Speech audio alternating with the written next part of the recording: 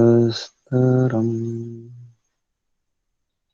वाचे वाचे हवामहे सखाय इन्द्रमूर्तये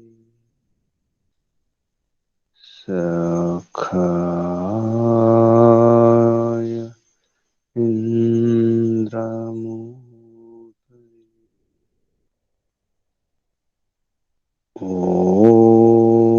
ॐ युञ्जान प्रथमं मनस्तत्त्वाय सविता धियम्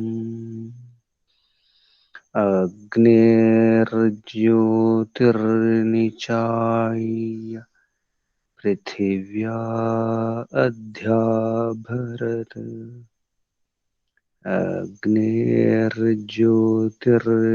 अग्निर्ज्योतिर्निचाय्य पृथिव्या अध्याभरत् ॐ शान्ति शान्ति शान्तिः।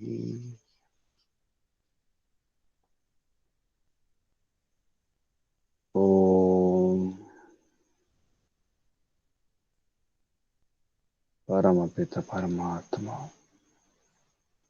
माता पिता परमपिता सर्वपिता जगत्पिता सर्वमाता जगन्माता दिव्य माता ओम ओम को వందనాలు ఋషులకు మహర్షులకు వందనాలు యోగులకు మునులకు వందనాలు గురువులకు ఆచార్యులకు వందనాలు పెద్దలకు మాతాపితలకు వందనాలు శ్రేయోభిలాషులకు మిత్రులకు చరాచర జగత్తుకు వందనాలు సర్వేభ్యో నమో నమః ప్రణవ ప్రణామ ఆత్మ బంధువులారా శాశ్వత బంధువులారా ఆత్మీయ బాంధవులు మిత్రులు సుమిత్రులారా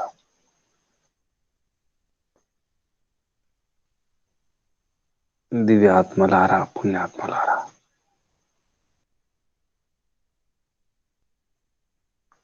గత జన్మలలో ఎంతో పురుషార్థంతో సుకృతం చేసుకున్నటువంటి ఆత్మలారా,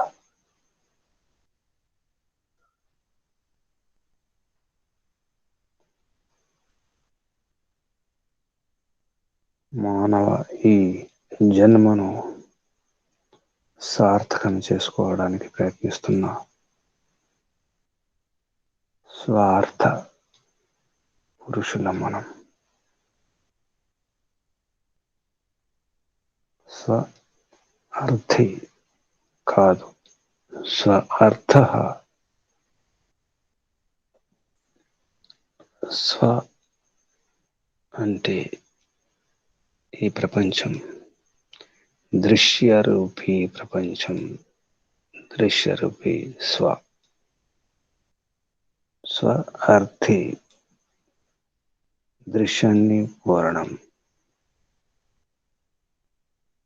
జగత్తును కోరడం, జగత్తులో ఉన్నటువంటి పదార్థాలను, వస్తువులను, వసతులను, భోగాలను కోరేవాడు స్వార్థి.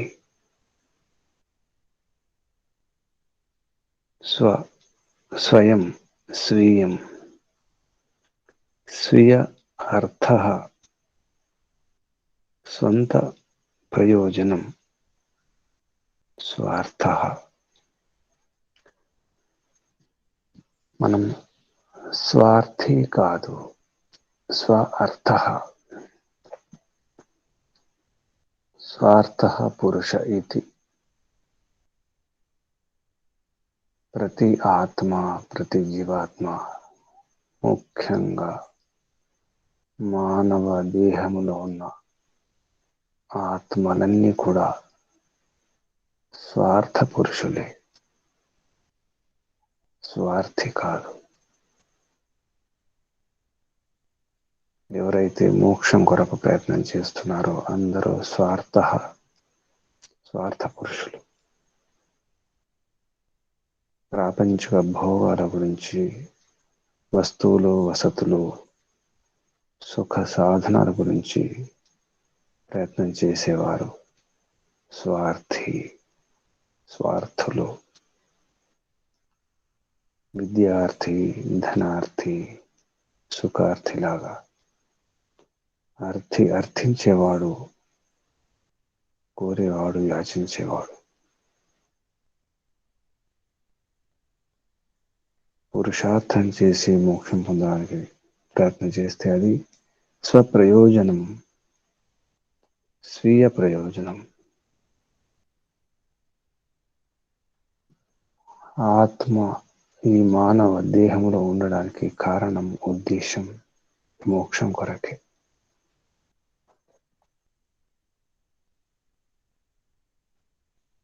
స్వ అంటే రెండు అర్థాలు. స్వీయం, స్వార్థ అంటే ఈ దృశ్యం, ఈ జగత్తు, కార్య జగత్తు.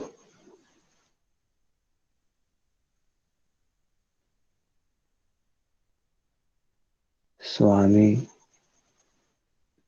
పురుషుడు, పురుషుడు అంటే ఆత్మ, పర్సన్. స్వశక్తి, స్వామి శక్తి.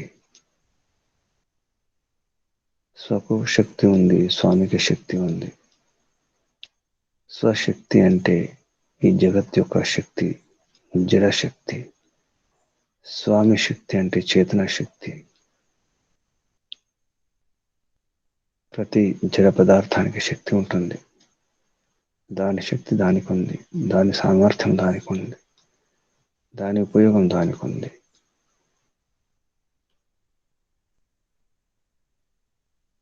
సంయోగం, ఈ ప్రపంచంతో సంయోగం. ప్రపంచం యొక్క జ్ఞానం తెలుసుకోవడానికి ప్రపంచంలో ఏముంది, ఏ వస్తువులో పులుపు ఉంది, ఏ వస్తువులో తీపి ఉంది, ఏ వస్తువులో చేదు ఉంది, ఏ వస్తువుతో సుఖం ఉంది, ఏ వస్తువుతో దుఃఖం ఉంది, ఏది ఉపయోగము, ఏది అనుపయోగము, దేనితో హాని ఉంది, దేనితో లాభం ఉంది, ఇవి తెలుసుకోవాలి. ప్రతి జడ పదార్థం వెనుక తప్పకుండా ఏదో ఒకటి ఉంటుంది. అది దాని శక్తి. మిరపకాయకు శక్తి ఉంది, చింతపండుకు శక్తి,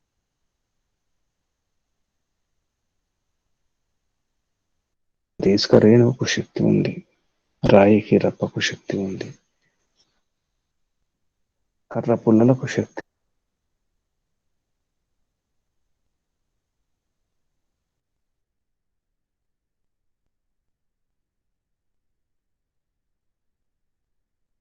ఉంది, ఆకులకు శక్తి ఉంది, కాయలకు శక్తి ఉంది, పళ్ళ విధాలు, బెరడు నుంచి, వేర్ల నుంచి, వేర్ల బెరడు నుంచి, పువ్వుల నుంచి, మొగ్గల నుంచి, పళ్ళ నుంచి, గింజల నుంచి, పప్పుల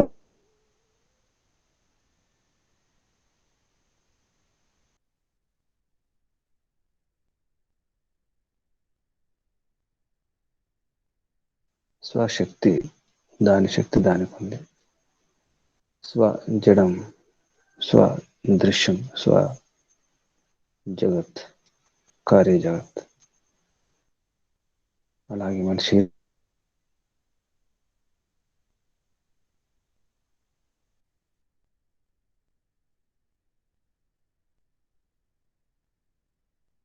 శరీరం ఉంది, శరీరానికి శక్తి ఉంది, ఇంద్రియాలకు శక్తి ఉంది, బుద్ధి శక్తి, మనకు శక్తి, మన శక్తి ఉంది, చర్మ శక్తి ఉంది, కారణ శక్తి ఉంది, అనాది శక్తి ఉంది. శక్తి లేని అనమే, శక్తి లేని అవే లేదు, పరమాణమే లేదు, అన్నిలో శక్తి ఉంది.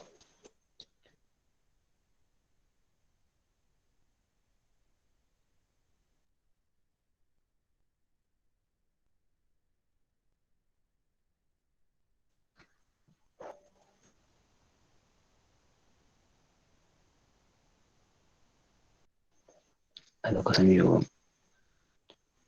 ఆ శక్తులను ఉపయోగించుకోవడానికి ప్రయత్నం చేయాలి.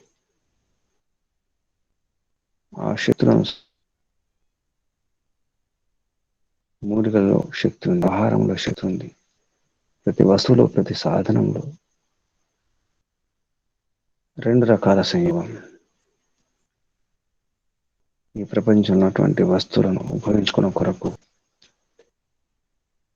దాని యొక్క ముఖ్యంగా దాని ధర్మాలు, లక్షణాలు తెలుసుకోవాలి. ప్రాపర్టీస్. ఏ వస్తువు ఎటువంటిది, నీరులో ఏ గుణాలు ఉన్నాయి, ఏ ధర్మాలు ఉన్నాయి, ఏ లక్షణాలు ఉన్నాయి తెలుసుకొని వాటిని ఉపయోగించుకోవాలి, సద్వినియోగం చేసుకోవాలి. అలాగే అగ్ని, అలాగే వాయువు, అలాగే మట్టి, అలాగే బంగారం, వెండి, రాగి, ఇటువంటి ధాతువులు. కర్రను ఎలా ఉపయోగించుకోవాలి, శిలను ఎలా ఉపయోగించుకోవాలి, ఉపయోగించుకోవడం రావాలి. దాని కొరకే సంయోగం. ఒక వస్తువును దగ్గర ఉంచుకున్నామంటే ఏదైనా ఉపకారం జరగాలి, ఉపయోగపడాలి. ఉపయోగపడకపోతే అది చెత్త కిందే, అది చెత్త కుండీలోకి వెళ్ళాల్సిందే. కానీ మనం చెత్తనే పోగు చేసుకుంటున్నాం. చిత్తానికి నచ్చిందే ముఖ్యం కాదు. చిత్తానికి ఒక్కోసారి చెత్తనే ఇష్టపడుతుంది. చిత్తం అజ్ఞానం వలన, అమాయకత్వం వలన చెడును మంచి అనుకుంటుంది, మంచిని చెడు అనుకుంటుంది, చెత్తనే శుద్ధం అనుకుంటుంది, శుద్ధాన్ని చెత్త అనుకుంటుంది.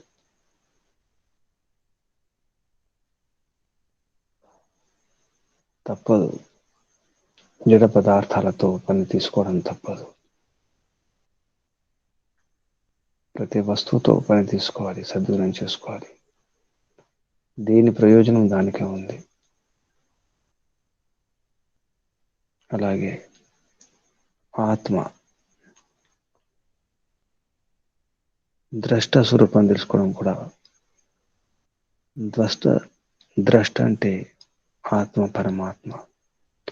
ఆత్మ పరమాత్మ స్వరూపం అర్థం కావాలి, దానికి సంయోగం కావాలి. ఆత్మ పరమాత్మ ప్రయోగం వరకు కలవడం, మోక్షం పొందడానికి ప్రయత్నం చేయడం, అదొక యోగమే, అదొక సంయోగమే. అసలు యోగ అది. అసలు యోగం అది. అసలు సంయోగం అది. ఆత్మ పరమాత్మల స్వరూపం. ఆత్మ యొక్క జ్ఞానం, ఆత్మ జ్ఞానం, పరమాత్మ జ్ఞానం.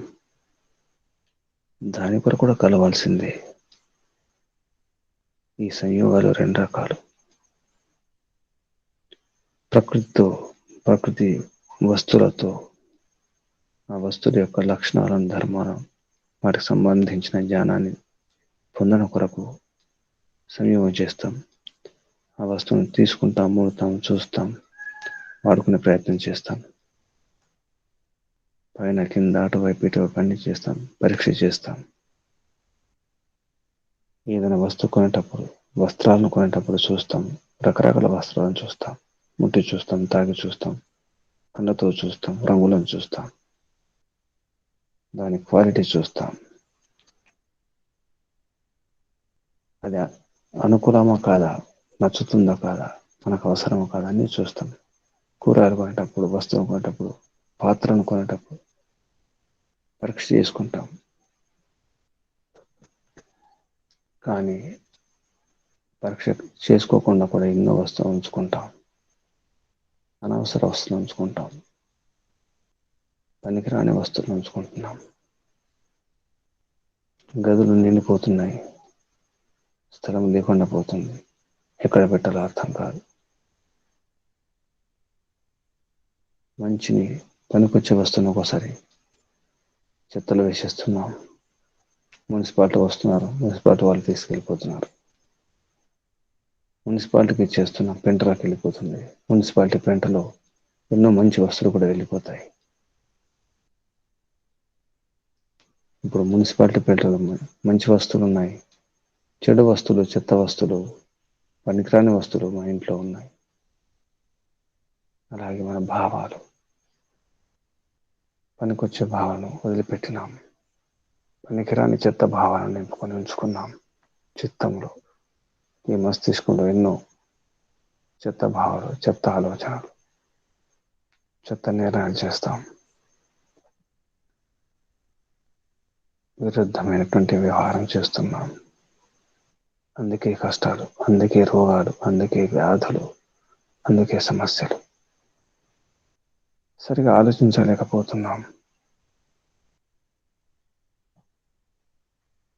బుద్ధి శుద్ధి కావాలి, చిత్తశుద్ధి కావాలి. దానికి ఆత్మ సంస్కారం ముఖ్యం. ఆత్మను సంస్కరించుకోవాలి. ముందుగా ఆత్మలో పెద్ద రోగం ఉంది, వ్యాధి, అవిద్య, మిథ్యాజ్ఞానం. ఆత్మలో భ్రమలు, భ్రాంతులు ఉన్నాయి. ఆత్మలో ఉన్నటువంటి భ్రమలు పోయినప్పుడే ఈ బ్రహ్మజ్ఞానం కలుగుతుంది. భ్రమలు పోతేనే బ్రహ్మ.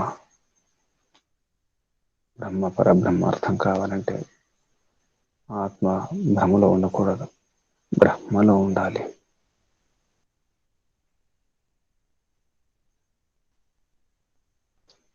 అవిద్య, రకరకాల విద్య. అవిద్యకి ఎన్నో కారణాలు.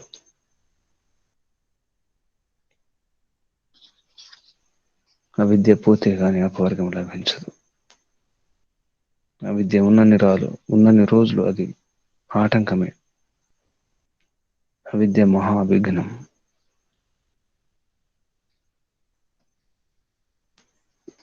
అసలు సుఖానికి బాధకం అవిద్య. దర్శనం కావాలి. దర్శనం అయితే ఆ దర్శనం వియోగానికి కారణమవుతుంది. ప్రకృతితో వియోగం. ఈ జగత్తుతో సంయోగం జరిగింది కాబట్టి జడములోనే ఉండడానికి వీల్లేదు. జడాన్ని వాడుకోవడమే. జడం యొక్క అవసరం అయిపోయింది, సమాప్తం. జడాన్ని దర్శించుకున్నాం, స్పర్శించుకున్నాం, లక్షణాలు తెలుసుకున్నాం, దాన్ని ఉపయోగించుకున్నాం. అవసరం లేదు ఇప్పుడు. ఆ సంయోగం అవసరం లేదు. సంయోగం అవసానం అయిపోయింది. అధికారం లేకుండా పోయింది. వాటి యొక్క ఉపయోగం లేదు కాబట్టి ఇప్పుడు దర్శనమైంది. ఈ వస్తువు ఇటువంటిది, దీని గుణం ఇది, ఇలా వాడుకోవచ్చు అని వాడుకున్న తర్వాత దాని యొక్క లోతు అర్థమైంది. దాని లోతు తెలుసుకోవడమే దర్శనం. ఆ దర్శనమైన తర్వాత ఆ వస్తువుతో పని లేదు, ఇక ఆ వస్తువుతో వియోగం. అలాగే ఈ జగత్తుతో వియోగం జరగాలి. జగత్తుతో వియోగమే పరమాత్మతో సంయోగం. నిజానికి యోగం అంటే ప్రకృతితో, జగత్తుతో వియోగం జరగడమే. వైరాగ్యం అంటే ఈ ప్రపంచంతో, జడంతో దూరం కావడమే. రాగం లేకుండా కావడమే వైరాగ్యం. అంటే ఈ ప్రపంచంతో అవసరం లేకుండా పోవడం, ప్రపంచాన్ని సరిగ్గా వినియోగించుకోవడం. సరైన రీతిలో వినియోగించుకుంటేనే వైరాగ్యం వస్తుంది. అందుకే ప్రపంచ సుఖాలు అనుభవించినప్పుడు తెలుస్తుంది. ప్రపంచ సుఖాలు సోపానాలు, అపవర్గానికి, మోక్షానికి సోపానాలు. అందుకే కామిగా అనేవాడు మోక్షగామి కాలేడు అంటారు. కామి అంటే కామం అని కాదు, మోక్షం కావాలని కామన ఉండాలి. ఈ సుఖాల గురించి పరిచయం ఉండాలి. సుఖాల పరిచయం లేకపోతే మోక్ష సుఖం, మోక్షానందం యొక్క విషయం అర్థం కాదు. బుద్ధికి చిక్కదు. బుద్ధికి చిక్కాలంటే, అర్థం కావాలంటే కొంచెమైనా సుఖాల గురించి పరిచయం ఉండాలి. దేని సుఖం అంటారు, దేని దుఃఖం అంటారు. ప్రాపంచిక సుఖాలు కూడా మనకు భ్రమలు ఉన్నాయి. ప్రాపంచిక దుఃఖాలనే మనం సుఖం అనుకుంటాం ఎన్నోసార్లు. నొప్పి సుఖం అనుకుంటారు కొందరు. నొప్పిలోనే తృప్తి పడతారు. మత్తులో ఉండడమే గమ్మత్తు అనుకుంటారు. మత్తులో ఉంటే హాయిగా ఉంటుంది అనుకుంటారు. బాగా కారం తినడమే సంతోషం, నాలుకకు రుచి. మసాలా తినడమే ఇష్టం, మాంసం తినడమే ఇష్టం. తప్పుడు అవగాహన. ఇటువంటి బుద్ధితో మోక్షం లభించదు. అందుకే వైరాగ్యం కావాలి, వైరాగ్యం రావాలి. వైరాగ్యం లేకుండా, వియోగం జరగకుండా ఈ జడ జగత్తుతో వియోగం జరగాలి. సంయోగంలో ఉన్నాం, కలిసి ఉన్నాం. సమ్మేళనం, మునిగి ఉన్నాం ఇందులోని. పైకి రావాలి. ఇక మునగడం చాలు, నిమజ్జనం అయిపోయింది. పైకి రావాలి, ఒడ్డుకు చేరాలి. లోతు తెలిసింది కదా, చాలిక మునిగినాం, వచ్చినాం. మళ్ళీ మునగడం, మళ్ళీ మునగడం అవసరం తెలిసింది. నీళ్ళు చల్లగా ఉన్నాయి, వేడి ఉన్నాయి, బురద నీళ్ళు ఉన్నాయి, మురికి నీళ్ళు ఉన్నాయి, మంచి నీళ్ళు ఉన్నాయి, స్వచ్ఛమైన నీళ్ళు. అంతా అర్థమైపోయింది. ఇది స్వచ్ఛమో, ఇది అస్వచ్ఛమో, ఇది మురికి అర్థమైన తర్వాత, ఇది వేప చెట్ట, మామిడి చెట్ట, చెరక తెలిసిపోయింది. ఏ చెట్టు, దాని గుణం అర్థమైపోయింది. మళ్ళీ ఒక్కొక్క ఆకు గురించి ప్రయత్నం చేయాల్సిన అవసరం లేదు. వేప చెట్టు చేదు ఉంది, చింత చెట్టు పుల్లగా ఉంది, తెలిసిపోయింది. ఏది ఏ చెట్టు, దాని గుణం ఏమిటో అర్థమైన తర్వాత ఇక సమయం వ్యర్థం అవసరం లేదు. అన్నం ఉడికిందా లేదా, ఒక మెతుకు చాలు. అనుభవం ఉంటే ముట్టనవసరం లేదు, చూసి చెప్పవచ్చు. అన్నం ఉడికింది, ఇంకా గంజి తీసివేయచ్చు, గంజి వార్చుకోవచ్చు. అనుభవం ఉంటే ముట్టకుండా తెలిసిపోతుంది. అనుభవం లేకపోతే ముట్టాల్సి వస్తుంది. ముట్టి మళ్ళీ అడగాల్సి వస్తుంది ఎవరినైనా, అన్నం ఉడికిందా లేదని. అన్నం తీసినాం, చూసినాం, ముట్టినాం, చేత్తో ముట్టి చూసినా అర్థం కాలేదు. అడుగుతాం పక్క వారిని, అనుభవం ఉన్న వారిని, ఉడికిందా లేదా. అలాగే జీవితంలో ప్రయత్నం చేయాలి. ప్రయత్నం చేయాలి, చూడాలి, ముట్టాలి, అర్థం కాకపోతే అడగాలి, తెలుసుకోవాలి. అప్పుడు గంజి తీసేయాలి, గంజి వార్చుకోవాలి, చల్లారాలి, ఆరాలి, అప్పుడు భుజించాలి. ఇది విధానం, ఇది పద్ధతి. అలాగే ప్రపంచంతో వ్యవహారం చేయాలి. ఆ సంయోగం ప్రపంచం తెలుసుకోవడం కొరకే. అదొక సంయోగం. ద్రష్ట ఆత్మ పరమాత్మ దర్శించుకోవడం కొరకు చేసే ప్రయత్నం ఆ ధ్యానం. అప్పుడు అపవర్గం. దర్శన కార్యం దర్శిస్తూ ఉండాలి.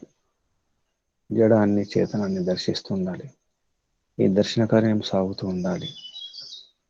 దాని వలన ఆత్మ సంస్కారం కలుగుతుంది. ఆత్మ సంస్కరించబడాలి. ఆత్మ సంస్కారం లేకుండా, ఆత్మశుద్ధి లేకుండా ఏమి సాధించలేదు.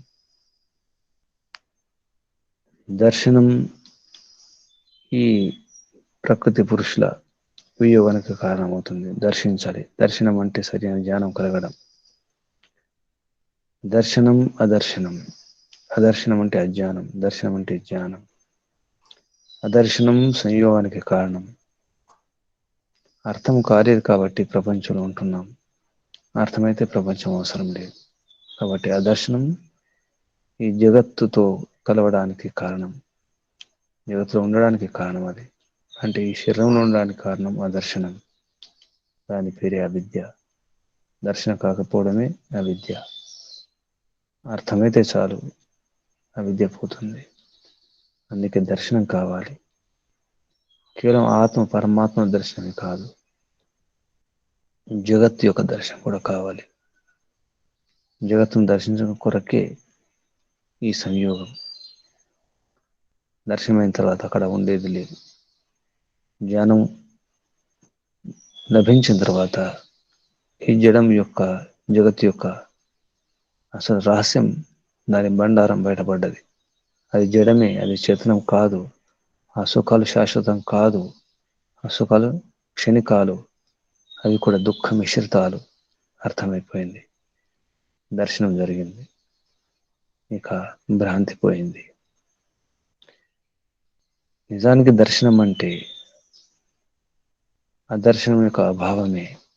అదర్శనం లేకుండా పోవడమే, అజ్ఞానం లేకపోవడమే జ్ఞానం. నిజానికి జ్ఞానం అనేది వేరు కాదు. చీకటి లేకపోవడమే వెలుగు, చీకటి లేకపోవడమే ప్రకాశం.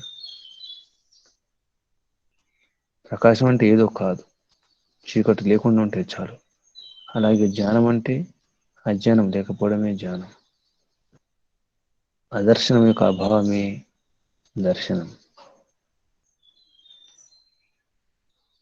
అదర్శనం కూడా దర్శనం ఉంది. కాబట్టి కేవలం దర్శనం కాగానే మోక్షం కాదు, అజ్ఞానం పూర్తి పోవాలి. అజ్ఞానం యొక్క అభావం జరగాలి. అజ్ఞానం పోతే, అవిద్య పోతేనే మోక్షం. అందుకే ఈ బంధ కారణం అదర్శనం, అజ్ఞానం, అవిద్య. అది లేకుండా కావాలి, నాశనం కావాలి. నాశనం అంటే అదర్శనమే. నాశనం అనే శబ్దమే దాని యొక్క మూలార్థం. అదర్శనం, కనిపించకుండా పోవడం. అక్కడ ఉండకూడదు, అక్కడ కనిపించకూడదు. ఎక్కడో ఉంటుంది. అజ్ఞానం ఇక్కడ లేదు, కానీ ఎక్కడ అజ్ఞానం ఉంటుంది. నాలో అజ్ఞానం లేకపోవచ్చు, కానీ అజ్ఞానం ఎక్కడో ఉంటుంది. దాని పేరే నాశము, నాశనము. కాబట్టి జ్ఞానాన్ముక్తి తత్వజ్ఞానాన్ని శ్రేయసధిగమ. తత్వజ్ఞానం కొరకు ప్రయత్నం చేయాలి. అప్పుడు అజ్ఞానం యొక్క అభావం జరుగుతుంది. అది కైవల్యానికి కారణమవుతుంది. ఇక ఈ అవిద్యలో రకరకాల విద్యలు ఉంటాయి. ఈ గుణాలు సత్వరజతమ గుణాల అధికారం ఉంటుంది. వాటి యొక్క కార్యరూపం ఉంటుంది.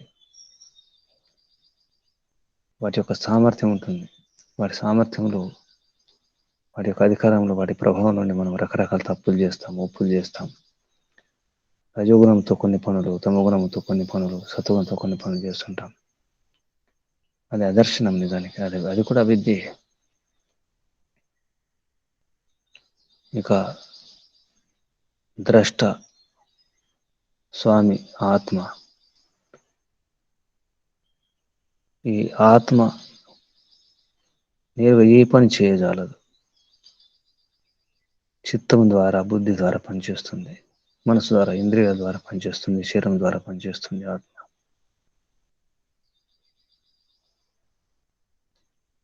అప్పుడు వాటి యొక్క ప్రభావం ఉండడం, మనసు చెప్పినట్టు వినడం, ఇంద్రియ చెప్పినట్టు వినడం, దానివలన యథార్థ జ్ఞానం కలగదు. యథార్థ జ్ఞానం అభావం అయిపోతుంది. దానివల్ల కూడా అవిద్య ఉంటుంది. ఇక భోగము, అపవర్గం పొందడంలో గుణాల యొక్క ప్రభావం ఉంటుంది. ఈ గుణాలతో ఈ ఈ భోగ అపవర్గం కొరకు చేసే ప్రయత్నంలో కేవలం భోగాల్లో, భోగ సాధనాల్లో అక్కడ ఉండిపోవడం, అందులో ప్రవృత్తం కావడం, అదొక అవిద్య. ఈ విధంగా ప్రళయకాలంలో, సర్గకాలంలో చిత్తం యొక్క స్వచిత్తం యొక్క కలిసి ఉన్న స్వచిత్తంతో కలిసి ఉండడమే జరుగుతుంది. ఆ చిత్తంలో ఎన్నో సంస్కారాలు ఉంటాయి. అవి అభివ్యక్తం కావడం, అవి బయటకు రావడం జరుగుతుంది. వాటి ప్రభావం ఉంటుందంటే పూర్వజన్మ సంస్కారాల యొక్క కారణం ఉంటుంది. కుసంస్కారాలు అంటే కుసంస్కారాల యొక్క బలం, ప్రభావంతో అప్పుడు పొరపాటు చేస్తాం. అవిద్యకు అది కూడా కారణం కావచ్చు. ఈ విధంగా రకరకాల దర్శనం ఉంటుంది. ఆ దర్శనం పోవాలి, దర్శనం జరగాలి. అప్పుడే మానవ జన్మ సార్థకమవుతుంది. అప్పుడు అందరూ కుశలురవుతారు. కుశలం జరుగుతుంది, ముక్తి లభిస్తుంది. అప్పుడే ఆత్మ పేరు కుశలః. కాబట్టి విద్య అవసరం ఉంది. అవిద్య పోవాలి. విద్యాంచ అవిద్యాంచ యస్తద్వేదో భయం సహ అవిద్యయా మృత్యుం తీర్త్వా విద్యయా అమృతం అశ్నుతే. అవిద్యయా మృత్యుం తీర్త్వా విద్యయా అమృతం అశ్నుతే. విద్య ద్వారా, విద్య ద్వారా అమృతం అశ్నుతే. విద్య ద్వారా అంటే యథార్థ జ్ఞానం ద్వారా మోక్ష ప్రాప్తి కలుగుతుంది. అందుకే శుద్ధ జ్ఞానం, శుద్ధ కర్మ, శుద్ధోపాసన అవసరం ఉంది. ఈ సత్వ, రజతమ గుణాలతో ఎలా దాన్ని వ్యవహారం చేయాలో, ఆత్మ యొక్క భోగం కొరకు, అపవర్గం కొరకు ఈ సత్వరతమ గుణాలను ఎలా ఉపయోగించుకోవాలో తెలియాలి. ఇవన్నీ అర్థం కావాలి. అప్పుడే మన బంధనాలు పోతాయి. లేకపోతే ఏమీ అర్థం కాని స్థితిలో ఉండిపోవాల్సి వస్తుంది. బానిసలు కావాల్సి వస్తుంది. సుఖ దుఃఖాలు అనుభవిస్తూనే ఉంటాం. జననం మరణం, జననం మరణం. ఇది తప్పు. తెలుసుకోవడం అవసరం. తెలియకపోవడమే నరకం నిజానికి. తెలిస్తే ఎంతో ఉపయోగం ఉంది, ఎంతో సుఖం ఉంది. నిశ్చింతగా, నిర్భయంగా, ఉత్సాహంగా ఉండాలని చూస్తారు ఎవరైనా. అది ఉండాలంటే సరైన జ్ఞానం ఉండాలి, తెలిసి ఉండాలి. మార్గం తెలిసినప్పుడు ఎటువంటి అశాంతి ఉండదు, ఎటువంటి ఆందోళన ఉండదు. మార్గం తెలియకపోతే అడగాల్సి వస్తుంది, చూసుకోవాల్సి వస్తుంది, మాటి మాటికి పరీక్ష చేసుకోవాల్సి వస్తుంది. దారి తెలియాలి, దర్శనం జరగాలి. అది ఎటువైపు వెళ్తుంది? అగాధంలో ఒక ఉన్నత శిఖరాల వైప, బంధనం వైప, మోక్షం వైప? ఇది బాగా అర్థం కావాలి. ఈ విషయాలని పతంజలి మహర్షి యోగ దర్శనంలో ద్వితీయ పాదం, రెండవ పాదం, సాధన పాదంలో 23వ సూత్రం, సంయోగ స్వరూప అభిధిత్స, సంయోగ స్వరూప అభిధిత్సయ ఇదం సూత్రం ప్రవవృతే అని చెప్పి అవతరణిక ఉంది. సంయోగం యొక్క స్వరూపం చెప్పాలనే కోరికతో ఈ సూత్రం ప్రవృత్తం అవుతుందని చెప్పేసి దానికి భూమికగా ఒక వాక్యం చెప్పడం జరిగింది. స్వశక్తి, స్వశక్తి, స్వామి శక్తి. ఇక్కడ స్వశక్తి అంటే ప్రకృతి, ప్రాకృతిక పదార్థాల యొక్క గుణాల, కర్మ స్వభావాలు తెలుసుకోవడం. స్వశక్తి, స్వామి శక్తి. స్వామి శక్తియోహో స్వరూప ఉపలబ్ధి హేతు సంయోగ. స్వామి శక్తి హో షష్ఠీ విభక్తి ద్వివచనం. స్వశక్తి, స్వామి శక్తి రెండు రకాల శక్తులు. స్వామి శక్తియోహో స్వరూప ఉపలబ్ధి, ఉపలబ్ధి అంటే జ్ఞానం. బుద్ధిర్ ఉపలబ్ధి జ్ఞానం అని చెప్పేసి న్యాయదర్శనంలో ఒక సూత్రం వస్తుంది. బుద్ధి అన్నా, ఉపలబ్ధి అన్నా, జ్ఞానం అన్నా ఒకటే. ఇక్కడ ఉపలబ్ధి అంటే జ్ఞానం. స్వామి శక్తియో స్వరూప ఉపలబ్ధి హేతు సంయోగ. స్వరూప ఉపలబ్ధి, స్వరూప జ్ఞానం హేతు కారణం వలన సంయోగం కలుగుతుంది. స్వశక్తి స్వరూపోపలబ్ధి హేతు సంయోగ అనే ఒక వాక్యం వస్తుంది. స్వామి శక్తి స్వరూప ఉపలబ్ధి హేతు సంయోగం అని మరొక వాక్యం. ఇందులో రెండు వాక్యాలు ఉంటాయి తీసుకుంటే. స్వామి శక్తి ఇది సమాసం. స్వశక్తి వేరు, స్వామి శక్తి వేరు. స్వశక్తి అంటే ప్రకృతి మరియు ప్రాకృతిక పదార్థాల యొక్క గుణకర్మ స్వభావాలు, వాటి ప్రభావం. అలాగే స్వామి శక్తి జీవాత్మ, పరమాత్మ కూడా. ఇక్కడ ముఖ్యంగా జీవాత్మ. స్వామి శక్తి, స్వామి అంటే జీవాత్మ. జీవాత్మ తన గుణకర్మ స్వభావాలు తెలుసుకోవాలి. స్వరూప ఉపలబ్ధి హేతు, స్వరూపం, స్వరూప జ్ఞానం కారణం. స్వరూప జ్ఞానం తెలుసుకోవాలని ఏదైతే కారణం ఉంటుందో ఆ కారణం వలన సంయోగం జరుగుతుంది. ఈ సంయోగం అవసరం. నేను ఎవరితో కలవను, దేనితో పని లేదంటే సరిపోదు. మోక్షం పొందడానికి ప్రాపంచిక ఈ సాధనాలు, ఈ జడ సాధనాలు అవసరం ఉంటున్నాయి. ఎందుకంటే శరీరమే జడము, మనస్సే జడము, చిత్తమే జడము, బుద్ధి జడము, ఇంద్రియాలు జడమే, లోపల వ్యవస్థలు జడమే, రక్త ప్రసరణ వ్యవస్థ, శ్వాసన వ్యవస్థ, జీర్ణ వ్యవస్థ, నాడిమండల వ్యవస్థలు, మూత్ర వ్యవస్థలు అంతా జడమే. ఈ యంత్రాలన్నీ జడమే, అంతా జడమే. జడముతో పని తీసుకోవడం రావాలి. జడముతో పని తీసుకొని రాకపోతే మోక్షం కూడా లభించదు. ఎందుకంటే శరీరం నిలబడాలంటే ఆహారం తీసుకోవాలి, దానికి నివాసం కావాలి, ఆవాసం కావాలి, వస్త్రాలు కావాలి, ఔషధాలు కావాలి, ఎన్నో కావాలి. ఇవన్నీ కూడా జడాలే, అంతా జగత్తే. వీటితో కలవడం తప్పదు, కలయిక తప్పదు. కలవాలి, వాటిని గురించి తెలుసుకోవాలి.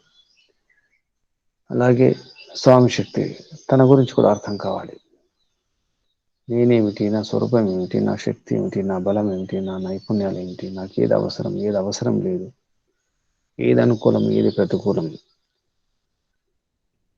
అసలు నాకు సుఖం ఏమిటి, నాకు దుఃఖం ఏమిటి, ఏది నాకు సుఖం, ఏది నాకు దుఃఖం, ఏది బాధకం, ఏది సాధకం.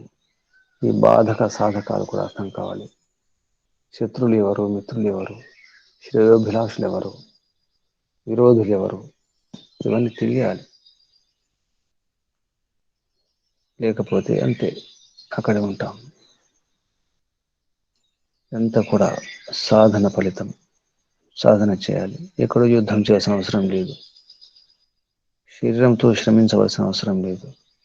బయట పోరాటం ఆరాటం అవసరం లేదు. లోపల లోపల లోపల అంతర్ముఖం లోపల అంతర్వృత్తి అంతర్ముఖం అంతరంగ రణరంగం. అంతరంగంలో పెద్ద రణరంగం ఉంది. అందరూ యుద్ధం చేయాలి, పోరాటం చేయాలి, అక్కడ గెలవాలి. చిన్న చిన్న ఓటములు వస్తాయి, కానీ అంతిమ విజయం నాదే, నేనే గెలుస్తాను, ఈ నమ్మకం ఉండాలి.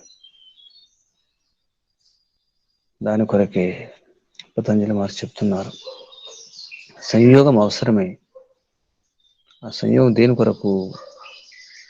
తెలుసుకోవడం కొరకు, దర్శనం పోవడం కొరకు, దర్శనం కావడం కొరకు. దర్శనార్థమే ఈ దర్శన మార్గం, మార్గదర్శనం, దర్శన కళ.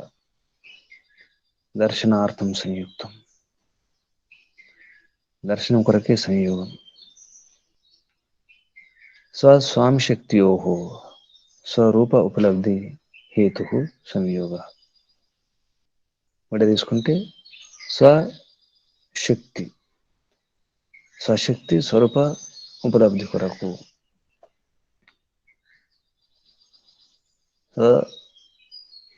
అంటే జడం, జడం యొక్క స్వరూపం, దాని యొక్క గుణకర స్వభావాలు అర్థం చేసుకోవడం ఏతుందో అదే సంయోగం. దాని కొరకు సంయోగం జరగాలి. స్వశక్తి ఒకటి, స్వామి శక్తి ఉపలబ్ధి. స్వామి శక్తి స్వరూప ఉపలబ్ధి. స్వామి శక్తి యొక్క స్వరూపం ఉపలబ్ధి అంటే జ్ఞానం, కారణమే సంయోగం.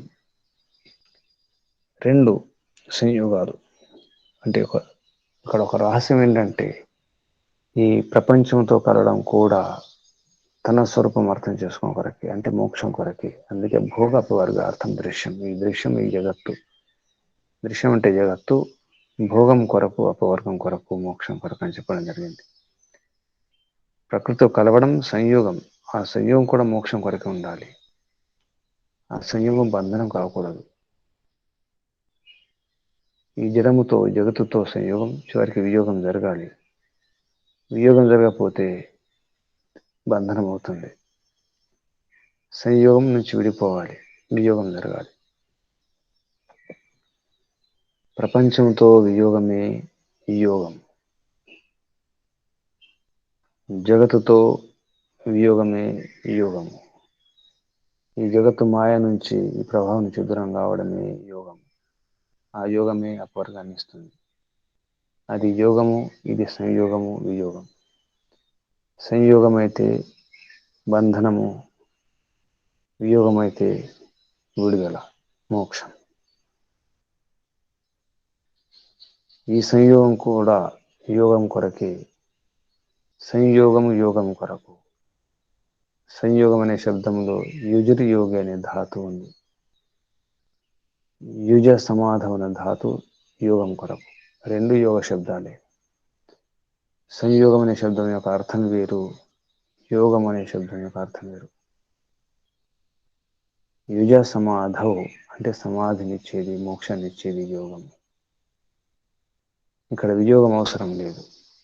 మృత్యోర్ముక్షీయమామృతాత్. పరమాత్మతో ప్రార్థన. ఓం త్రయంబకం యజామహే సుగంధిం పుష్టివర్ధనం ఉర్వారుకమివ బంధనాత్. సంధి విచ్ఛేదం చేస్తే విడి తీసుకుంటే ఉర్వారుకమివ బంధనాత్ మృత్యోః ముక్షీయమామృతాత్. ఉర్వారుకమివ బంధనాన్ మృత్యోర్ముక్షీయమామృతాత్ అని చెప్పుకుంటాం. ఈ బంధనాల నుంచి మోక్షంగా జరగాలి ప్రభు. ఈ బంధనాలు ఉండకూడదు. మృత్యు, ఈ మృత్యు నుంచి, ఈ బంధనం నుంచి దూరం కావాలి. మళ్ళీ జన్మ రాకూడదు. కానీ మా అమృతాత్, అమృతం నుంచి వద్దు ప్రభు. యోగం నుంచి వియోగం అవసరం లేదు.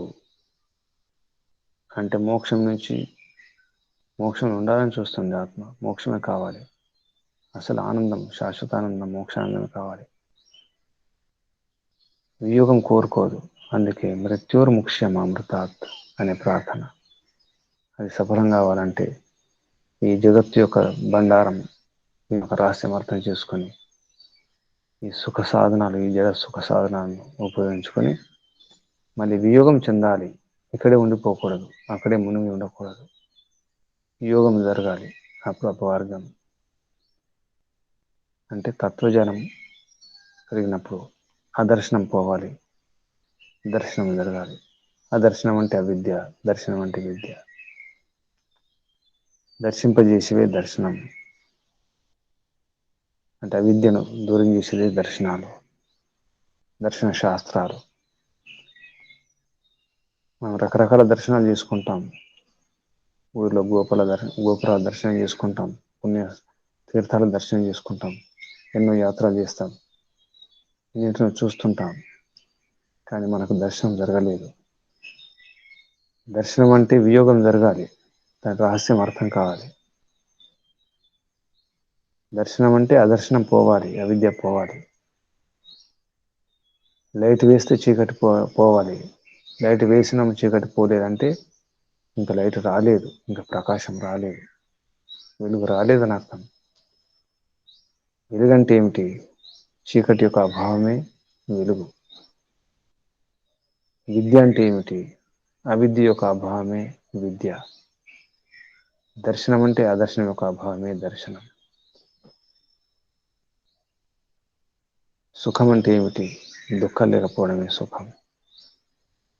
ఆనందం అంటే ఏ బంధనాలు లేకుండా, ఏ దుఃఖాలు లేకుండా, నరకం లేకుండా, ఏ సమస్య లేకుండా, ఏవి లేకుండా, ఏ బాధ్యతలు లేకుండా, ఏ అవసరాలు లేకుండా ఉండడమే మోక్షం, మోక్షానందం. దాని కొరకు ఇదంతా ప్రయత్నం. అందుకే ఈ సంయోగం అంటే ఏమిటి చెప్పడం జరుగుతుంది. పతంజలి మహర్షి సంయోగం గురించి స్పష్టం చేస్తున్నారు. సంయోగం రెండు రకాలు ఉంటుంది. స్వ అంటే జడం యొక్క స్వరూప ఉపలబ్ధి హేతు సంయోగం అని, స్వామి శక్తి స్వరూప ఉపలబ్ధి కోసం సంయోగం అని రెండు రకాల సంయోగం ఉంటుంది. ఒకటేమో బంధనానికి కారణం అవిద్య కారణం అవుతుంది, మరొకటి బంధన రాహిత్యం మోక్షం అపవర్గం కారణమవుతుంది. అది స్వామి శక్తి ఉపలబ్ధి, స్వామి శక్తి స్వరూప ఉపలబ్ధి. ఈ సందర్భంలో స్వామి శక్తి అంటే జీవాత్మ. ఇంకా సూక్ష్మంగా వెళితే పరమాత్మ యొక్క స్వరూపం కూడా అర్థం కావాలి. దాని కొరకే సంయోగం. అంటే ఈ ప్రపంచం పరమాత్మను దర్శించాలి. ప్రపంచాన్ని చూసి అర్థం చేసుకొని పరమాత్మ యొక్క మహిమను అర్థం చేసుకోవాలి. సంధ్యా మంత్రాలు 3 మంత్రాలు వస్తాయి, అఘమర్షణ మంత్రాలు. పరమాత్మ యొక్క మహిమను ప్రకటింపజేసే, ఘోషించే మంత్రాలవి. ఓం ఋతంచ సత్యంచ భేద్ధాత్తమసో అధ్యజాయత అనే మంత్రాలు. సృష్టికర్త గత కల్పంలో యథాపూర్వం అకల్పయత్, గత కల్పంలో పూర్వకల్పంలో సృజించిన మాదిరే ఈ సూర్యుడు, చంద్రుడు, వీటన్నిటి కూడా ఈ గ్రహాలు, నక్షత్రాలు, ఈ ద్విలోకం, భూలోకం, అంతరిక్ష లోకం అన్నిటిని కూడా భగవంతుడే సృజించినాడు అనే విషయం వస్తుంది. భగవంతుని మహిమ అది. ఈ ప్రకృతిని చూస్తే, ప్రతి కణాన్ని, ప్రతి ఇసుక రేణువు చూస్తే, ప్రతి ఆకును, పువ్వును, మొగ్గను, ఈ పక్షులను, పశువులను, ఈ శరీర అంగాలను గమనిస్తే, చూస్తే భగవంతుడి మనం గుర్తుకు రావాలి. భగవంతుని యొక్క స్వరూపం అర్థం కావాలి. ప్రకృతితో కలిసినప్పుడు కూడా, ఈ జడ సంయోగం జరిగినప్పుడు కూడా అక్కడ కూడా భగవంతుడే కనిపించాలి. భగవంతుని మహిమ అర్థం కావాలి. ఈ సంయోగంలో కూడా భగవంతుడు ఉండాలి. ఈశ్వర పరిధానం అంతా భగవంతునిది. ఏ పండిత పరమాత్మ అంతటా నీవే, అంతా నీవే, అంతా నీవే, ఇదన్నమమా, ఇదన్నమమా. హే ప్రభు, హే మాతా పిత, హే శాశ్వత మాతా పరం పిత, మృత్యుర్ముక్షమామృతాత్. ఈ ప్రపంచంలో, ఈ జగత్తులో, ఈ శరీరంలో ఉండి కూడా నీ ధ్యాసే ఉండాలి. నీ శ్వాసే, నీ యొక్క అనుగ్రహంతో నీ శ్వాస ఉంది. ప్రతి శ్వాసలో నీ ధ్యాస ఉండాలి. ప్రతి శ్వాస నిశ్వాసలో నీ ధ్యాస, అదే ధ్యానం. శ్వాస శ్వాసలో భగవంతుని ధ్యాస. తత్ర ఏకతానతా ధ్యానం, ఏకధారగా నిరంతరం ఒకే ధ్యాస, ఒకే ఆలోచన, ఒకే విచారం, ఒకే వృత్తి, ఒకే ఆలోచన, అదే ఆలోచన. ఏ ప్రభు అదే ఉండాలి. ఈ ప్రపంచం నుండి కూడా నీ ధ్యాస ఉండాలి ప్రభు. నీ యొక్క మహిమను తెలుసుకోవడం కొరకు ఈ ప్రపంచం. ఎందుకంటే అంతా నీదే. నీవే నిర్మాతవు. నడిపించే శక్తి నీవే, నాశనం చేసే శక్తి నీవే. కర్త, ధర్త, హర్త, సంహర్త నీవే, ప్రళయకర్త నీవే ప్రభు. అంతా నీవే. రకరకాల అవిద్య ఉంది ప్రభు. ఈ అవిద్య పోవాలి. సత్వరేతమ కణాల యొక్క ప్రభావం ఉంది. వాటి అధికారం నడుస్తుంది ప్రభు. నా అజ్ఞానానికి కారణం అది కూడా. ఒక్కొక్కసారి నా శక్తిని తెలుసుకోలేకపోతున్నాను. నా యొక్క సామర్థ్యాన్ని అర్థం చేసుకోలేకపోతున్నాను. నాలో ఉన్న సంస్కారాలను అర్థం చేసుకోలేకపోతున్నాను. దానివల్ల కూడా విద్య. ఇంద్రియ దోషాశ్చ సంస్కార దోషాశ్చ అవిద్య. అవిద్య కారణం. సంస్కార దోషాలు కూడా, ఇంద్రియ దోషాలు కూడా కారణం. ఆత్మశక్తి అర్థం కాకపోవడం కూడా అవిద్య కారణం. ఆత్మ సంస్కారం జరగాలి. ఈ ప్రపంచం సుఖాల నుంచి వియోగం జరగాలి. ఈ ప్రపంచంలో మునిగి ఉండడమే బంధనం. ఈ ప్రపంచ సుఖాల నుంచి దూరం కావడమే మోక్షం. ఏ ప్రభు, ఇక నీ శక్తి ఉండాలి. స్వామి శక్తి కొరకే. పరమస్వామి, పరమశక్తి నీవు. ఆదిశక్తి, ఆది మూలశక్తి నీవు ప్రభు. ఏ ప్రభు, నీవు లేకుండా నిన్ను కాదని ఏమి సాధించలేము. ప్రపంచంలో ఉన్నటువంటి మొత్తం జడశక్తి అంతా కూడా ఏకమై కూడా ఏమి సాధించరాదు. ఎందుకంటే అది జడం, అది చేతనం కాదు. అలాగే ఈ శారీరక శక్తి మోక్ష నివదాలు. శారీరక శక్తిని వినియోగించుకోవాలి.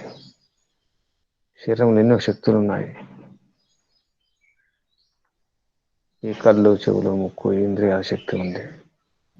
బౌద్ధిక శక్తి ఉంది. మానసిక శక్తులు ఉన్నాయి. అన్నింటి యొక్క ఉద్దేశం స్వామి శక్తి స్వరూపోపలబ్ధి కొరకే. స్వామి యొక్క శక్తిని, స్వామి యొక్క మహిమను, స్వామి యొక్క స్వరూపాన్ని ఉపలబ్ధి జ్ఞానం కొరకే, తెలుసుకోవడం కొరకే ఈ సంయోగం. ఈ జన్మల్లో ఈ దేహాల్లో ఉండడం కూడా స్వామి శక్తి తెలుసుకోవడం కొరకే. స్వశక్తి, స్వామి శక్తి, ఈ రెండు రకాల శక్తుల యొక్క స్వరూప ఉపలబ్ధి కొరకే సంయోగం.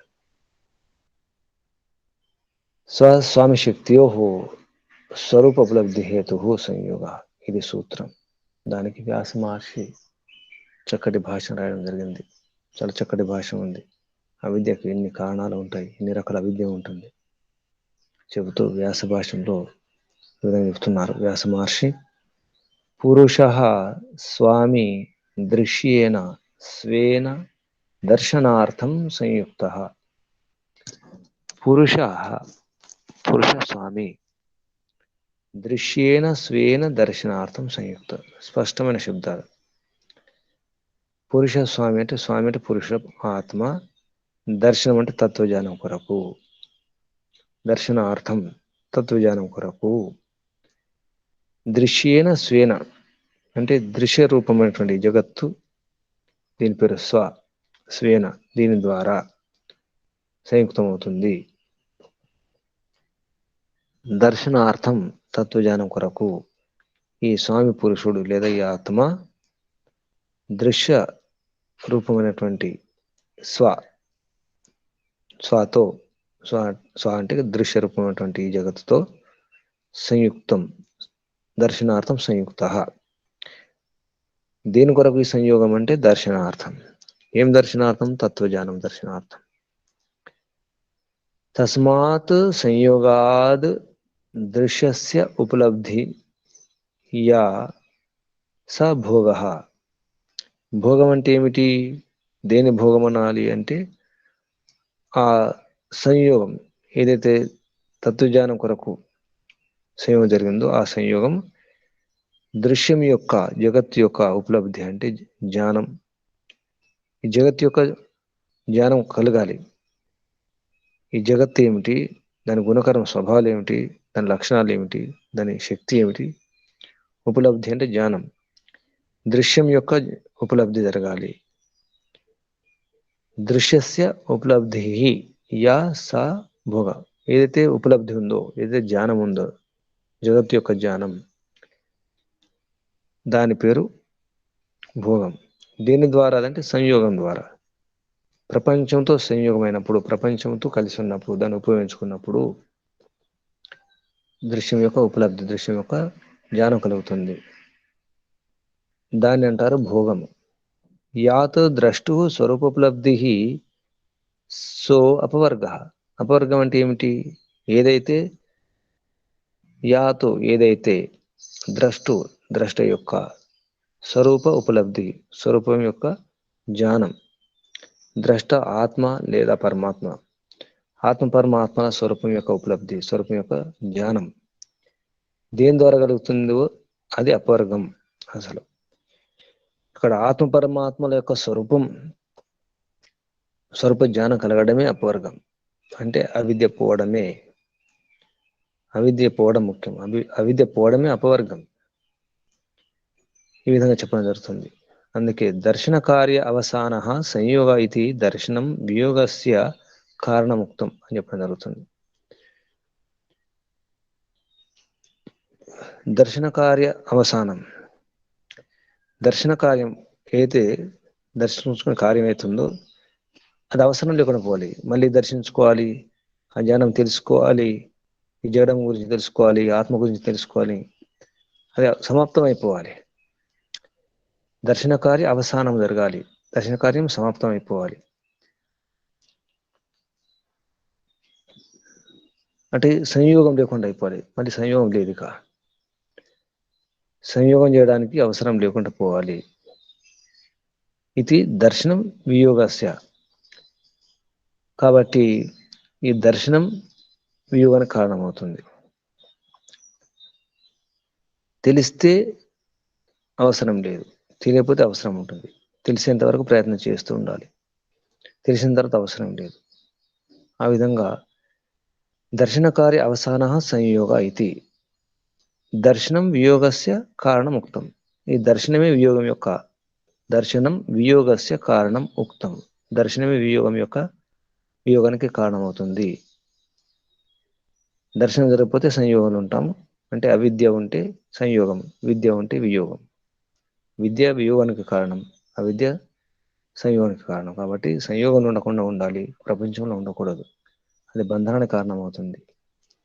దర్శనం అదర్శనస్య ప్రతిద్వంద్వి ఇది అదర్శనం. ఈ దర్శనం ఏంటి? అదర్శనం యొక్క ప్రతిద్వంద్వి, విరోధి. ప్రతిద్వంద్వి అంటే విరోధి. దర్శనం అదర్శనం యొక్క విరోధి. ఇది అదర్శనం సంయోగ నిమిత్తం ఉక్తం. ఈ అదర్శనం ఏంటి? సంయోగ నిమిత్తం. కాబట్టి అదర్శనం సంయోగ కారణం అని చెప్పబడ్డది. నిమిత్తం అంటే కారణం. అదర్శనం సంయోగ నిమిత్తం ఉక్తం. నాత్ర దర్శనం మోక్ష కారణం. ఇక్కడ కేవలం దర్శనం మోక్ష కారణం కాదు, అదర్శనం జరగాలి. అదర్శనము అయి పూర్తి లేకుండా పోవాలి. అదర్శనం యొక్క అభావము, అజ్ఞానం యొక్క, అవిద్య యొక్క అభావము, అది మోక్షానికి కారణం. మోక్షం లభించాలంటే కేవలం జ్ఞానం సరిపోదు. అంటే ఏమాత్రం అవిద్య లేకుండా పోవాలి, అజ్ఞానం లేకుండా కావాలి. అదర్శన అభావమే మోక్ష కారణం. అదర్శన అభావాదేవ బంధభావ. అదర్శనం యొక్క అభావం ద్వారానే బంధం అభావం అవుతుంది. ఇది ఒక సూత్రం చెప్పుకోవచ్చు. అదర్శన అభావాదేవ బంధ అభావ స మోక్షయతి. మోక్షం యొక్క నిర్వచనం ఇది. అదర్శనం యొక్క, అవిద్య యొక్క, అజ్ఞానం యొక్క అభావాత్, అభావం ద్వారానే, అభావాత్ ఏవ, అభావం ద్వారా మాత్రమే ఏవ బంధ అభావ, బంధం అభావం అవుతుంది. స మోక్ష ఇది, దాని పేరే మోక్షం. కాబట్టి ఈ విషయాన్ని బాగా అర్థం చేసుకోవాలి. కేవలం నాత్ర దర్శనం మోక్ష కారణం, కేవలం దర్శనం కావడమే మోక్ష కారణం కాదు. అంటే జగత్ యొక్క ఈ సంయోగం నుంచి, ఈ బంధనాల నుంచి దూరం అయిపోయి, వియోగం అయిపోయి అదర్శనం యొక్క అభావం జరగాలి. అవిద్య యొక్క, అజ్ఞానం యొక్క అభావం, అవి లేకుండా పోవాలి. అదర్శనా అభావాత్ ఏవ బంధ అభావ స మోక్ష ఇది. దర్శనం అదర్శనస్య ప్రతిద్వంద్వి, దర్శనం అదర్శనం యొక్క విరోధి. ఇది అదర్శనం సంయోగ నిమిత్తం ఉక్తం. కాబట్టి సంయోగ కారణం అదర్శనం అవుతుంది. మోక్ష కారణం అదర్శన అభావం జరగాలి. దర్శనం కంటే ముఖ్యంగా అదర్శనం గురించి చెప్పడం జరుగుతుంది. అదర్శనం యొక్క అభావం, అదర్శనం లేకుండా కావాలి, అవిద్య అజ్ఞానం లేకుండా కావాలి. అప్పుడే మోక్షము. మోక్షం అంటే ఇది. దర్శనస్య భావే బంధ కారణస్య అదర్శనస్య నాశ ఇతి అతః దర్శన జ్ఞానం కైవల్య కారణం ఉక్తం. అప్పుడు దర్శనస్య భావే, అప్పుడు దర్శనం ఉండడం వల్ల బంధ కారణాలని అదర్శనం అయిపోతాయి, లేకుండా పోతాయి.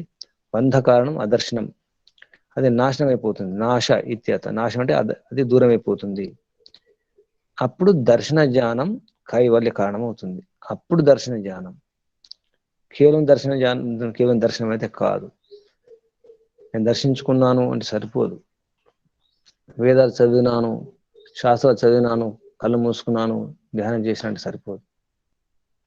ఏదో దర్శనం జరిగింది, కళ్ళు మూసుకున్నాను, కాంతి లభించింది, కాంతిని చూసినాను, చాలా ప్రకాశవంతమైన కాంతి, ఇవన్నీ కావు. ముఖ్యంగా ఆత్మలో ఉన్నటువంటి అవిద్య, విజ్ఞానం పోయిందా లేదా, అదర్శనం యొక్క అభావం జరిగిందా లేదా, అది ముఖ్యంగా ఇక్కడ షరతు, ఇక్కడ కండిషన్. అదర్శనస్య అభావాత్ ఏవ బంధ అభావ స మోక్ష, స్పష్టం చేయడం జరిగింది. అప్పుడు దర్శనస్య భావే, దర్శనం యొక్క భావం ఉండడం వల్ల, దర్శనం అంటే విద్య ఉన్నప్పుడు, అందుకే మంత్రంలో స్పష్టంగా చెప్పడం జరిగింది. యజుర్వేద మంత్రం, అవిద్యామృత్యుం తీర్త్వ అవిద్యామృతం అశ్నుతే, విద్యాంచ అవిద్యాంచ, విద్య మొదలు అవిద్య, ఎస్తద్ వేదోభయం సవ, యహ తత్ వేద ఉభయం సహ, స్పష్టంగా చెప్పడం జరుగుతుంది. ఎవరైతే విద్య మరియు అవిద్య యొక్క స్వరూపాన్ని, విద్య వెంట అవిద్య, అవిద్య వెంట వెంటనే తెలుసుకోవాలి. విద్య అవిద్య యొక్క స్వరూపాన్ని ఒకదాని వెంట ఒకటి తెలుసుకొని, అవిద్య అంటే ఇక్కడ కర్మోపాసన చేస్తూ ఈ మృత్యువుని, కష్టాలను, సమస్యను దూరం చేసుకోవాలి. విద్య అంటే యథార్థ జ్ఞానం ద్వారా మోక్షను పొందాలి. సత్యార్థ ప్రకాశంలో 9వ సమరాసనం చెప్పడం జరిగింది. అంటే శుద్ధ జ్ఞానం, శుద్ధ కర్మ, శుద్ధోపాసన, ఇది ముఖ్యం. అందుకే అవిద్య ముఖ్యమే, విద్య ముఖ్యమే, ప్రపంచం ముఖ్యమే, పరమాత్మ ముఖ్యమే. ప్రాపంచిక జ్ఞానం ఉండాలి, పరమాత్మ జ్ఞానం ఉండాలి. భౌతిక విద్యలు అవసరమే, ఆధ్యాత్మిక విద్యలు అవసరమే, రెండూ అవసరమే. ఒకటి సంయోగం, ఒకటి వియోగం. ప్రపంచంతో కలిస్తే సంయోగం, పరమాత్మతో కలిస్తే యోగం. సంయోగం, యోగం. సంయోగంలో ఉండకుండా ఉండాలి. సంయోగం నుంచి వియోగం జరిగినప్పుడే యోగం జరుగుతుంది. ప్రపంచంతో సంయోగం జరుగుతుంది, ఆ సంయోగం నుంచి వియోగం జరిగినప్పుడు యోగం జరుగుతుంది. ఈ విషయం అర్థం కావాలి. అదర్శనస్య అభావ, బంధాభావం జరుగుతుంది. అదర్శనం యొక్క అభావం జరిగితే అభావం అవుతుంది. బంధనాలను పోతే అప్పుడు మోక్షం లభిస్తుంది. ఇది స్పష్టమైనటువంటి విధానం. మోక్షం ఏమిటో, బంధనం ఏమిటో చెప్పడం జరిగింది. సంయోగాలు ఎన్ని రకాలు ఉంటాయి, సంయోగాలు ఎలా ఉంటాయి. స్వామి శక్తియోహో స్వరూప ఉపలబ్ధి హేతు సంయోగ. ఈరోజు ఈ సూత్రం చాలా స్పష్టం చేయడం జరిగింది. పరంపిత పరమాత్మకు, సృష్టికర్తకు, ధర్తహర్తకు ధన్యవాదాలు. ఋషులకు, మహర్షులకు ధన్యవాదాలు. కణకణానికి ధన్యవాదాలు అర్పిస్తూ అందరూ కూడా ధన్యవాదాలు. ముముక్షులారా, మోక్షార్థులారా, స్వార్థ ఆత్మలారా, స్వీయార్థం, స్వీయ ప్రయోజనం, మోక్షం, దాని గురించి ప్రయత్నం చేయండి. ఆదర్శనాన్ని, అవిద్యను, అజ్ఞానాన్ని దూరం చేసుకునే ప్రయత్నం చేయండి. సంయోగం నుంచి వియోగం కావడానికి ప్రయత్నం చేయండి. అప్పుడు యోగం జరుగుతుంది. ఆ యోగ ద్వారా మోక్షం లభిస్తుంది. ఇది మానవ జన్మ యొక్క ఉద్దేశం, పరమ లక్ష్యం, పరమ కర్తవ్యం. ఓం శం శాంతిపాఠ. ఓం శాంతిపాఠం. ఓం జో శాంతిరంతరిక్షం శాంతిః పృథివీ శాంతిరాపః శాంతిరోషధయః శాంతిః వనస్పతయః శాంతిః విశ్వే దేవాః శాంతిః బ్రహ్మ శాంతిః సర్వం శాంతిః శాంతిరేవ శాంతిః శాంతి. ఓం శాంతి. శాంతి శాంతి. సర్వేభ్యో నమో నమః. ధన్యవాదాలు. ఓం ఓం ఓం.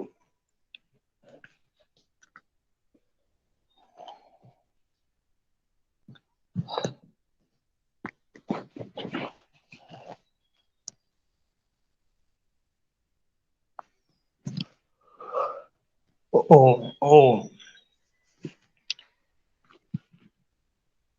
అందరూ కుశలమేనా? అంతా కుశలమేనా?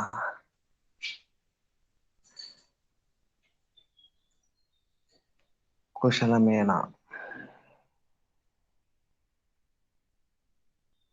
ఓం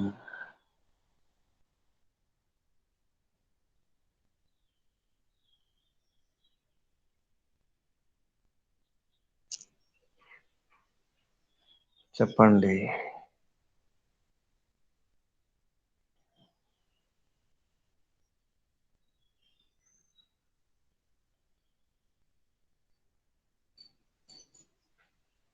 ఓం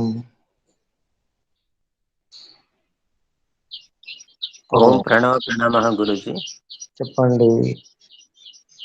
గురుజీ, మీరు స్వశక్తి, స్వామి శక్తి ఈ రెండింటినీ శక్తితోనే సంబోధన చేశారు.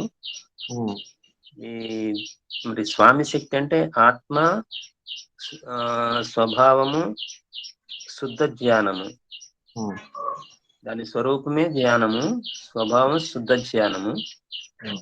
అలాంటప్పుడు శుద్ధ జ్ఞానము ఉన్న ఆత్మకు మరి ఈ అవిద్య ఎలా ఏర్పడుతుంది గురుజీ? అవిద్య అల్పజ్ఞత వల్ల, అల్ప సామర్థ్యం, అల్పశక్తి. ఆత్మ పరిపూర్ణం, సంపూర్ణం కాదు, పరిపూర్ణ శుద్ధము కాదు, సంపూర్ణ సామర్థ్యం లేకపోవడం వల్ల జరుగుతుంది. అల్పశక్తి ఉంటుంది, పొరపాటు జరుగుతాయి, దోషాలు జరుగుతాయి. ఎందుకంటే పూర్ణ జ్ఞానం ఉండదు. ఎంత పూర్ణ జ్ఞానం ఉన్నా ఇంకా అది అసంపూర్ణం ఉంటుంది, పరమాత్మ కాదు కాబట్టి. ఎంత శక్తి ఉన్నా శక్తి సరిపోదు, అందువలన అవిద్య వస్తుంది. అవిద్య కారణం మళ్ళీ సరి అవగాహన లేక, వివేకం లేక, ఆ శక్తి సరిపోక ఈ జగత్తు యొక్క సహకారం కోసం ప్రయత్నం చేస్తుంది. జడం గురించి జడం వైపు వెళ్తుంది. జడం వైపు వెళ్ళినప్పుడు ఆ సంయోగం జరుగుతుంది. ఆ సంయోగం అవిద్య కారణం అవుతుంది. తర్వాత సూత్రం వస్తుంది, హేతుర విద్య అని చెప్పేసి వస్తుంది. ఈ సంయోగ కారణం అవిద్య. అవిద్య ఎందుకు అవుతుందంటే అల్పశక్తి వల్ల వస్తుంది. మనం ఈ సూత్రం గమనిస్తే దీంట్లో వచ్చేస్తుంది అవిద్య కారణం ఏమిటి, అసలు ఈ సంయోగం ఏమిటి, ఈ సంయోగం దేని కారణం అవుతుంది అని కూడా మనం గత సూత్రాలు కూడా చెప్పుకున్నాం. కానీ ముఖ్యంగా ఆత్మకు, పరమాత్మకు ఉన్న శక్తి సామర్థ్యాలు పరాకాష్ఠ కాదు. విద్యకు పరాకాష్ఠ, శక్తి సామర్థ్యకు పరాకాష్ఠ కాదు. కేవలం పరాకాష్ఠ, చర్మ సీమ పరమిత పరమాత్మయే. ఎంత ప్రయత్నం చేసినా మళ్ళీ మోక్షం పోయినా మళ్ళీ రావాల్సి వస్తుంది. అందుకే ఆత్మ మోక్షం పోతాయి, మళ్ళీ రావాల్సి వస్తుంది. ఎందుకంటే చేసినటువంటి ఏదో పురుషార్థం ఉందో అది అనంత పురుషార్థం కాబట్టి అనంత పురుషార్థం చేసినప్పుడు అనంత సుఖం లభిస్తుంది. పురుషార్థం అనంతం కాదు, మన ప్రయత్నం అనంతం కాదు. కాబట్టి అందుకే మళ్ళీ మోక్షం నుంచి మళ్ళీ రావాల్సి వస్తుంది. అంటే అర్థం ఏంటి? ఏదో కొరత ఉంది, ఆ కొరతనే కారణం అవిద్య. అందుకే మళ్ళీ బంధనం, మళ్ళీ మోక్షం, పురుషార్థం చేయడం, ఇది నిరంతరం సాగుతుంది. ఇదొక చక్రం. మోక్షం బంధనం, మోక్షం బంధనం. ఆ మోక్షం ఈ బంధం కాకుండా జననం మరణం, జననం మరణం, ఈ చక్రం తిరుగుతాం మనం. ఈ శరీరము పోవడము, శరీరంలోకి రావడము, శరీరం నుంచి పోవడం, జననం మరణం. ఈ జనన మరణ బంధనం, ఈ చక్ర బంధనం ఉండకూడదు. మోక్షం తర్వాత మళ్ళీ జన్మ రావడం, ఇది మంచిది. మోక్షం పోయి రావాలి. ఈ చక్రంలో కాకుండా ఇక్కడ ఈ జడంతో తిరుగుతుంటాం. దానికి కారణం అవిద్య. అవిద్య కారణం అల్ప సామర్థ్యం, అల్పజ్ఞత, అల్ప విద్య, సంపూర్ణ విద్య లేదు. ఇది కారణం. 7వ సముల్లాసం చదవండి, సత్యార్థ ప్రకాశంలో 7వ సముల్లాసం చదవండి, 7, 9.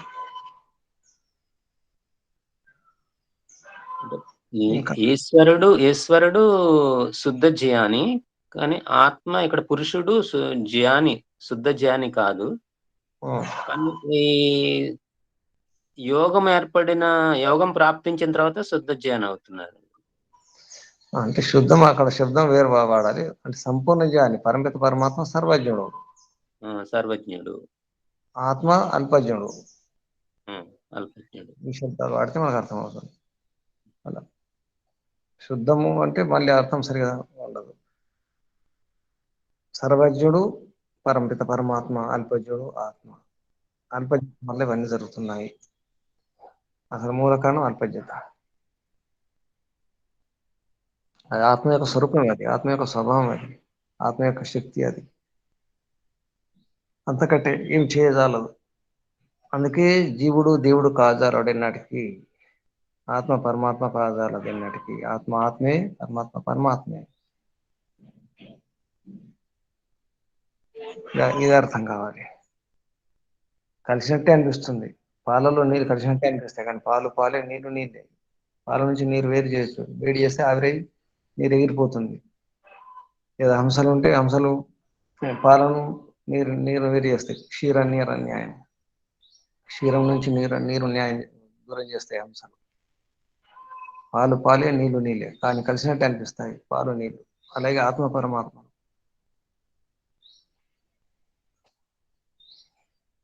ఇక్కడ పురుషుడికి దృశ్యం సంయోగం కూడా ప్రయోజనం కలిగిస్తున్నట్టు గురూజీ. అంటే సంయోగం కలగబట్టి వియోగం వస్తుంది, వియోగం అయింది కాబట్టి యోగంలోకి వెళ్తున్నాడు. వియోగం కొరకు ప్రయత్నం చేయాలి. నిజానికి ఇప్పుడు సంయోగంలో ఉన్నాం, జగత్తు యొక్క సంయోగంలో ఉన్నాం, ఇది అవసరమే. జగత్తును ఉపయోగించుకోవాలంటే దీన్ని ముట్టాలి, తాకాలి, దీంతో కలిసి ఉండాలి కదా, దీన్ని వాడుకోవాలి. కానీ వాడుకుంటే ఉండడం కాదు, ఈ మైకంలో ఉండకుండా వియోగం జరగాలి. సంయోగం అన్నప్పుడు వియోగం జరగాల్సిందే. వియోగం జరగకపోతే యోగం లేదు, యోగం లేకపోతే మోక్షం లేదు. అందుకే స్పష్టంగా చెప్పదాన్ని, అదర్శన అభావం. అదర్శనం అంటే అవిద్య. అదర్శనాభావం ద్వారానే బంధాభావం జరుగుతుంది. ఆ బంధ అభావమే అసలు మోక్షం అంటే ఏంటి? బంధ అభావం. ఇది స్పష్టమైనటువంటి నిర్వచనం. మోక్షం అంటే మరొకటి కాదు, బంధ అభావము. బంధనాల నుంచి అభావం జరగాలి, లేకుండా పోవాలి. బంధనాలు లేకపోవడమే మోక్షం అంటే. దానికి కారణం ఏంటి? అదర్శన అభావం. అదర్శనం అంటే అవిద్య, అజ్ఞానం. అవిద్య అదర్శనం, అవిద్య రాహిత్యం జరగాలి, అవిద్య లేకుండా కావాలి, అభావం జరగాలి. దాన్ని అంటారు విద్య. విద్య యొక్క నిర్వచనం ఏంటంటే అవిద్య అభావమే విద్య. ఇది అర్థం కావాలి. ఇక్కడ మధ్యలో ఒక వాక్యం వచ్చింది, కేవలం దర్శనం ద్వారా మోక్షం లభించదని. కేవలం దర్శనం అంటే ఏంటి? మనం ఏదో తెలిసింది అనుకుంటున్నాం. తెలిస్తే కాదు, అసలు నీకు నీలో ఉన్నటువంటి అజ్ఞానం మొత్తం పోయిందా లేదా, అజ్ఞానం పోయిందా లేదా, అవిద్య పోయిందా లేదా, అది ముఖ్యం. అవిద్య పోవడం ముఖ్యం. ఎంత ఎంత జ్ఞానం మన నిజానికి మనకు వచ్చేది జ్ఞానం కూడా కాదు, సమాచారమే. మన సమాచారం సేకరించుకుంటున్నాం, అందుకే బరువు అయిపోతుంది. మన ఎంతసేపు సమాచార సేకరణ ఉంది కానీ జ్ఞానం కాదు. జ్ఞాన ప్రాప్తి వేరు, సమాచార సేకరణ వేరు. ఇన్ఫర్మేషన్ వస్తుంది, నాలెడ్జ్ వేరు, ఇన్ఫర్మేషన్ వేరు. ఇన్ఫర్మేషన్ గురించి ప్రయత్నం చేస్తున్నాం కానీ నాలెడ్జ్ కాదు, జ్ఞానం కాదు. అందులో మళ్ళీ ఆచరణ లేదు. జ్ఞానం వస్తుంది కానీ కేవలం శాబ్దిక జ్ఞానమే, శబ్దాలు వేస్తున్నాయి. అనుభవం లేదు, ఆచరణ లేదు. ఆచరించినప్పుడు అనుభవ జ్ఞానం జరుగుతుంది. అనుభవ జ్ఞానం కలగాలి, తత్వజ్ఞానం కలగాలి. ముఖ్యంగా ఉన్నట్టు యథార్థం అర్థం కావాలి. అప్పుడు ఈ అదర్శన అభావం, అవిద్య అభావం జరుగుతుంది. అవిద్య అభావమే విద్య. విద్య అమృతం అశ్నతే. విద్య ద్వారా ఏం దొరుకుతుంది? అమృతం లభిస్తుంది, అంటే మోక్షం లభిస్తుంది. ఇది విషయం. ఓం ఓం. ధన్యవాదాలు గురుజీ. ఓం.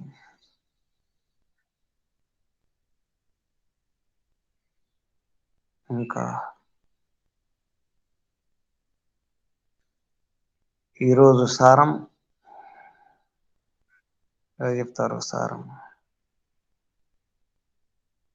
2-3 వాక్యాలు చెప్పండి. సారం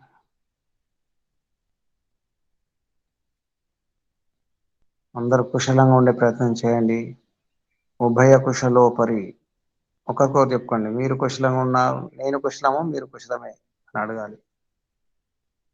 నేను కుశలమే. ఒకప్పుడు ఇది అడిగేవాళ్ళు, నేను కుశలమే. అహమత్ర కుశలం, భవానపి తత్ర కుశలం భవేత్, కుశలో భవేత్. సంస్కృతం చెప్పారు. అత్ర కుశలం తత్రాపి భవేత్. సంక్షిప్తంగా అత్ర కుశలం తత్రాపి భవేత్. సంస్కృతంలో ఉత్తరనాస్తి గారు రాసేవాళ్ళు. ఉభయ కుశలోపరి అంటే అందరూ ముక్తులు కావాలి, బంధనాలు ఉండకూడదు. ఈ సమస్యలు, ఈ బాధలు, వ్యాధులు, నొప్పులు ఏమి లేకుండా ఉండండి, ముక్తులు కండి. కుశలమేన.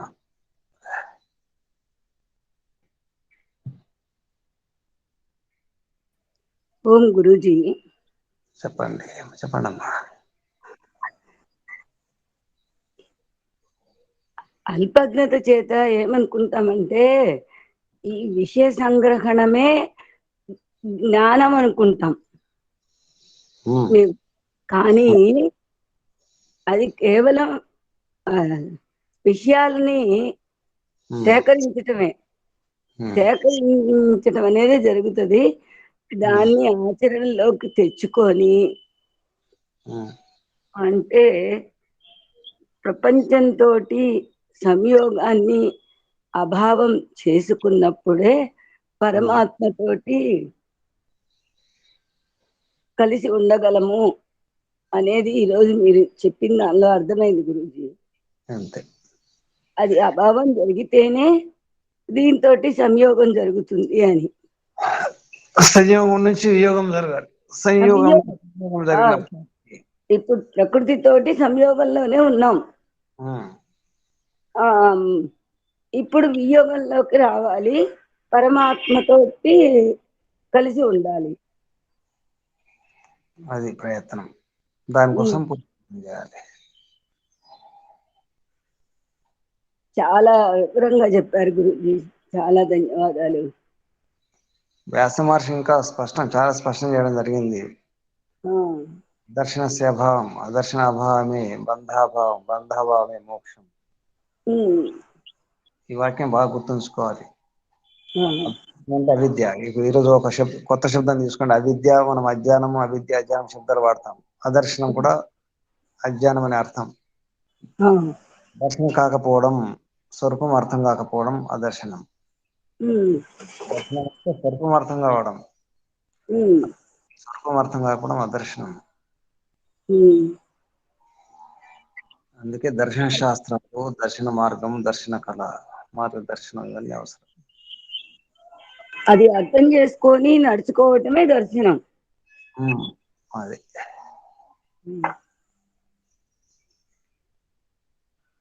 ధన్యవాదాలు గురించి. జ్ఞానం కాకుండా అనుభవ జ్ఞానం కావాలి, ఆచరణ జ్ఞానం కావాలి.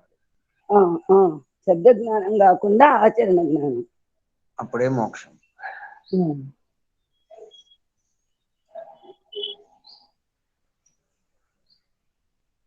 ఇంకెవరు చేద్దామా? సమయం బాగా అవుతుంది. ఇంకేమైనా సందేహాలు ఉంటాడు అండి? ఈ సూత్రాన్ని మళ్ళీ వెనక్కి ఒకసారి చూస్తుండండి. మొదటి పాదం, ప్రథమ పాదం సమాధి పాదం, అథ యోగానుశాసనం యోగశ్చిత్తవృత్తి నిరోధ. పారాయణం చేస్తుండండి సూత్రాలను. పారాయణం చేస్తే లోపల స్థిరమైపోతాయి, గుర్తుకొస్తాయి. ప్రయత్నం చేయండి. ఓం శం. అందరికీ ధన్యవాదాలు, అభినందనలు. ఓం నమస్తే. ధన్యవాదాలు గురూజీ. నమస్తే గురుగారు. ధన్యవాదాలు గురూజీ. నమస్తే. నమస్తే గురుజీ.